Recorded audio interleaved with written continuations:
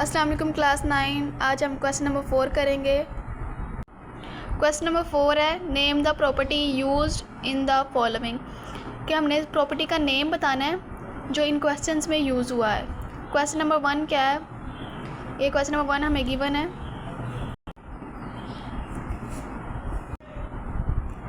ये देखें page number 7 पे है ये तीसरी प्रॉपर्टी, जिसमें 3 वेरिएबल्स हैं ए बी सी। तो यहाँ पे भी 3 ही है, ए बी सी 3 नंबर या वेरिएबल जिसमें होंगे वो कौन सी प्रॉपर्टी होगी? एसोसिएटिव प्रॉपर्टी होगी। 3 वेरिएबल हों या नंबर हों, सिर्फ उनमें ब्रैकेट चेंज हो। पहले इस तरफ लेफ़्ट हैंड साइड पे b प्लस सी पे ब्रैकेट है, राइट हैंड साइड पे a प्लस बी पे ब्रैकेट है।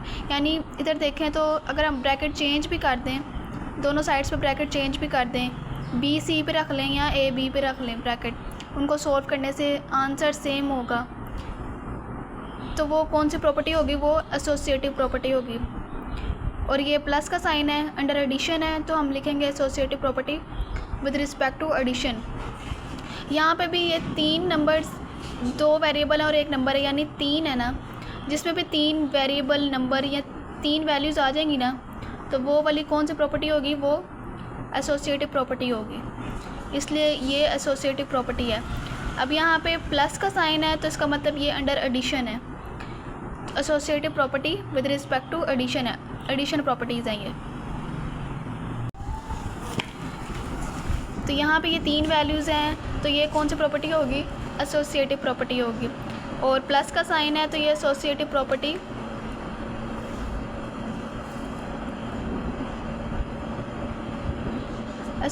प्रॉपर्टी होगी with respect to addition.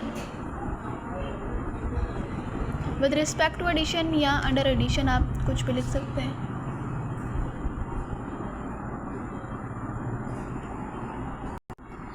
Next question है क्वेश्चन नंबर 2। ये इन्होंने हमें दिया हुआ √2 plus √3 is equal to √3 plus √2।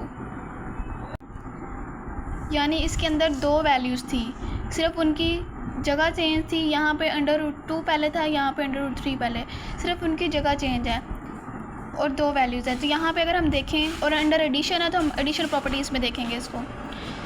यहाँ पे देखें तो ये a plus B is equal to B plus A, यानी कि उनकी जगह चेंज कर दें तो उससे कोई फ़र्क नहीं पड़ेगा, आंसर सेम होगा। और ये आपने याद रखना है, अगर 2 वैल्यूज़ होंगी तो वो कौन सी प्रॉपर्टी होगी? वो कम्यूटेटिव प्रॉपर्टी होगी। अगर 3 वैल्यूज़ होंगी तो वो एसोसिएटिव प्रॉपर्टी होगी। इसलिए यहाँ पे 2 वैल्यूज़ हैं तो ये कम्यूटेटिव प्रॉपर्टी होगी।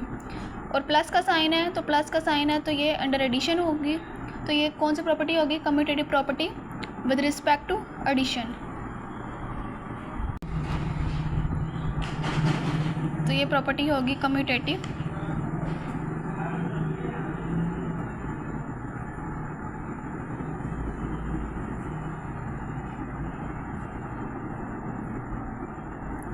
प्रॉपर्टी विद रिस्पेक्ट टू यहाँ फिर अंडर एडिशन। नेक्स्ट क्वेश्चन है हमारे पास x minus x is equal to 0। हमारे पास क्वेश्चन है x minus x is equal to 0, तो हम इसको इस तरह से भी लिख सकते हैं, x प्लस और minus x is equal to 0। यानी ये प्लस वाली वैल्यू है, इसको इस तरह लिख लिया। उसके बाद ये जो माइनस एक्स है इसको हमने ब्रैकेट में लिख लिया, क्योंकि एक वैल्यू x है और एक माइनस एक्स है। और x और माइनस एक्स को ऐड करने पर आंसर जो है हमारे पास वो 0 आ रहा है। अगर हम इसको सॉल्व करें तो x as it is plus minus minus आ जाएगा और ये x ऐसे आ जाए इज इक्वल टू 0, मतलब कि यही इक्वेशन आ रही है। तो हम इसको इस तरह से भी लिख सकते हैं। और अगर हम देखें तो ये कौन सी प्रॉपर्टी है, तो ये देखें यहाँ पे लिखा हुआ है a plus minus a is equal to 0 and minus a plus a is equal to 0। यानी उनकी जगह चेंज भी कर दें तो आंसर 0 ही आएगा, क्योंकि माइनस ए प्लस ए दोनों को ऐड करेंगे तो 0 ही आएगा। यहाँ पे a है तो यहाँ पे x यूज़ हुआ है, यानी x plus minus x is equal to 0। यहाँ पे क्या है? a minus plus minus a is equal to 0, यानी a में माइनस a को हम ऐड करें तो आंसर 0 आ रहा है। यहाँ पे भी हम x में माइनस एक्स को ऐड कर रहे हैं तो आंसर 0 आ रहा है। तो ये कौन सी प्रॉपर्टी है? ये इन्वर्स प्रॉपर्टी है। ये इन्वर्स प्रॉपर्टी है अंडर एडिशन। तो यहाँ पे भी जो x है वो ऐड हो रहा है माइनस एक्स में और आंसर 0 आ रहा है। तो इसका मतलब ये वाली कौन सी प्रॉपर्टी है? ये भी इन्वर्स प्रॉपर्टी है। इन्वर्स प्रॉपर्टी, ये कौन सी प्रॉपर्टी होगी? ये इन्वर्स प्रॉपर्टी होगी। Inverse property with respect to addition, क्योंकि ऐड करने पर वो 0 आ रहा है तो ये विद रिस्पेक्ट टू एडिशन होगी। नेक्स्ट क्वेश्चन है a bracket b plus C is equal to A B plus A C. अब इसमें कौन सी प्रॉपर्टी यूज़ हो रही है वो हम देखते हैं। तो अगर हम गौर से देखें तो जो a है वो b के साथ भी डिस्ट्रीब्यूट हो रहा है और c के साथ भी डिस्ट्रीब्यूट हो रहा है। a b के साथ भी मल्टीप्लाई हो रहा है और a c के साथ भी मल्टीप्लाई हो रहा है। डिस्ट्रीब्यूट हो रहा है यानी तकसीम हो रहा है, a b के साथ भी और a हमने सी के साथ भी तकसीम कर दिया, इसको डिस्ट्रीब्यूट कर दिया दोनों के साथ। और ये किस साइड से डिस्ट्रीब्यूट हो रहा है?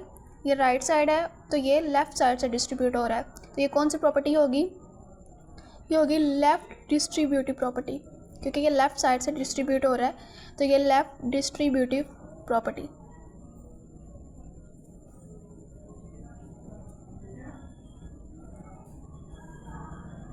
नेक्स्ट क्वेश्चन है 16 प्लस 0 इज इक्वल टू 16। यानी हमने किसी नंबर में 0 को ऐड किया है तो वो नंबर एज इट इज़ ही रहेगा, क्योंकि किसी भी नंबर में हम 0 को सम कर लें, ऐड कर लें तो वो नंबर वही रहेगा। अब यहाँ पर देखें तो ये a में 0 ऐड हो रहा है तो वो a के ही इक्वल आया है। 0 को पहले लिख लें या 0 को बाद में लिख लें, आंसर वो नंबर वही आएगा। यानी अगर यहाँ पे a की जगह पे कोई नंबर है ना, फॉर एग्ज़ाम्पल 1 हो, 6 हो, या यहाँ पे क्वेश्चन में हमारे पास 16 है तो यहाँ पे 16 में हम 16 में 0 ऐड करें तो वो 16 के इक्वल आएगा।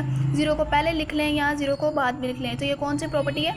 Identity property with respect to addition. यहाँ पे 16 जो है वो 0 में ऐड हो रहा है और 16 ही आ रहा है, यानी जो 16 है वो अपनी आइडेंटिटी चेंज नहीं कर रहा। तो 0 हमारे पास क्या हुआ?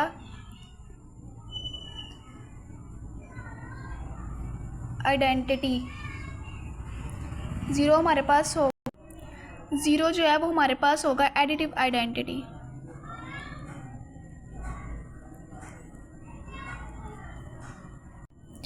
और यहाँ पे हमारे पास नेक्स्ट क्वेश्चन है 100 मल्टीप्लाई 1 इज इक्वल टू 100। यानी 100 1 से मल्टीप्लाई हुआ है तो 100 ही आंसर आया। पहले क्या था?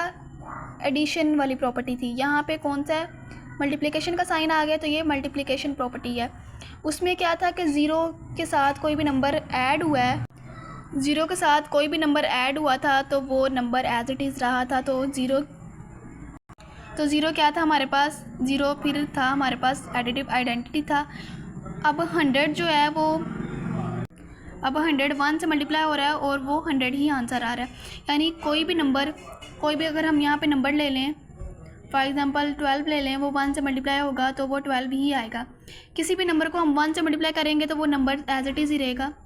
यानी कोई भी नंबर जो है वो अपनी आइडेंटिटी चेंज नहीं कर रहा। तो ये कौन सी प्रॉपर्टी होगी? आइडेंटिटी प्रॉपर्टी होगी। लेकिन यहाँ पे एडिशन था तो ये एडिटिव आइडेंटिटी थी। यहाँ पे मल्टीप्लाई है तो ये मल्टीप्लिकेटिव आइडेंटिटी होगा।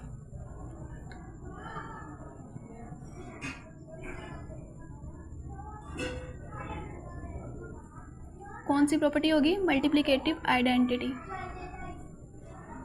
नेक्स्ट क्वेश्चन है हमारे पास 4 multiply 5 multiply 8 is equal to 4 multiply 5 multiply 8। ये सेम क्वेश्चन नंबर 1 की तरह यहाँ पे 3 वैल्यूज़ थी। यहाँ पे 3 वैल्यूज़ और 3 वैल्यूज़ थी तो क्या कहा था मैंने कि अगर 3 वैल्यूज़ होंगी तो वो एसोसिएटिव प्रॉपर्टी होगी। अब हमने देखना कि अंडर एडिशन है या मल्टीप्लिकेशन है। तो यहाँ पे ये 3 वैल्यूज़ हैं तो ये एसोसिएटिव प्रॉपर्टी है। यहाँ पे मल्टीप्लाई का साइन है तो ये associative property with respect to multiplication होगा। ठीक है, 3 वैल्यूज़ होंगी तो एसोसिएटिव प्रॉपर्टी, मल्टीप्लाई का साइन था तो ये associative property with respect to multiplication आ गया। उसके बाद नेक्स्ट क्वेश्चन है a b is equal to B A. अब इसमें कौन सी प्रॉपर्टी यूज़? मतलब कि 2 वैल्यूज़ आ गई हैं, और मैंने बताया था कि अगर 2 वैल्यूज़ आएंगी तो वो कौन सी प्रॉपर्टी होंगी, कम्यूटेटिव प्रॉपर्टी, जिसमें 2 वैल्यूज़ होंगी और उनकी सिर्फ जगह चेंज होगी उनकी। तो ये कौन सी प्रॉपर्टी है, कम्यूटेटिव प्रॉपर्टी।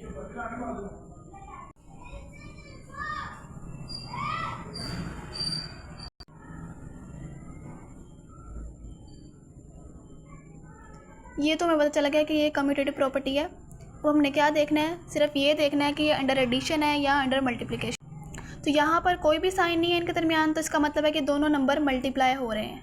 अगर कोई नंबर ऐसे लिखा हो इस तरह से, तो इसका मतलब ये होता है कि 2 × 3 के दोनों नंबर मल्टीप्लाई हो रहे हैं। तो इसलिए ये यहाँ पर मल्टीप्लाई हो रहे हैं दोनों नंबर ए और बी। तो ये कौन सी प्रॉपर्टी हुई, commutative property with respect to multiplication.